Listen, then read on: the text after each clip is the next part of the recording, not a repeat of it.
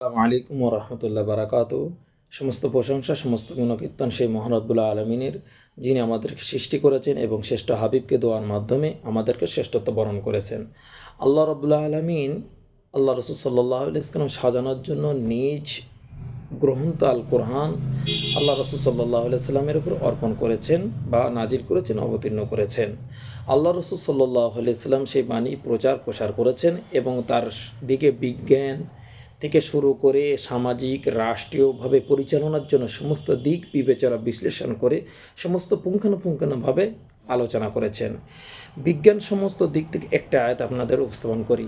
আল্লাহ রসুল সাল্লাহ সাল্লাম বলেছেন, আল্লাহ রাব্বুল আলামিন সূরা রহমান, এটা ৭৮খানা আয়াত আছে, তার মধ্যে ১৯ এবং ২০ নম্বর আয়াতের মধ্যে আল্লাহ রাব্বুল আলামিন বলেছেন, মারাজাল বাহারাইনি আলতাকিয়ান বাইনাহুমা বারাজা খুল্লা ইয়াবগিয়ান।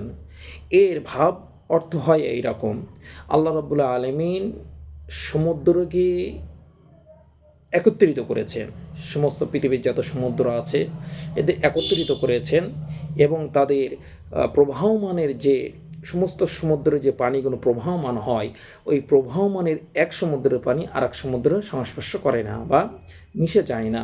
আল্লাহ রাব্বুল আলামিন এই মানেটা সেভাবে বলেছেন, মারাজাল বাহারাইন আলতাকিয়ান, সাগর প্রবাহমান হয় বা মিলিত হয়, কিন্তু তারা একে অপরকে স্পর্শ করে না, একে অপরের পানি সংস্পর্শ করে না।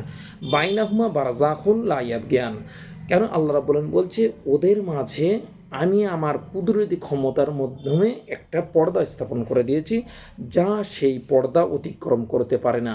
আল্লাহ রাব্বুল আলামিন কত বড়, আল্লাহ রাব্বুল আলামিন কত বড় রাসূল সাল্লাল্লাহু আলাইহি ওয়াসাল্লামের উপরে তিনার নিজ দরবার থেকে আয়াত অবতীর্ণ করে আল্লাহ রাসূল সাল্লাল্লাহু আলাইহি ওয়াসাল্লামকে সর্বজনীনতা গৃহীত করে দিয়েছে।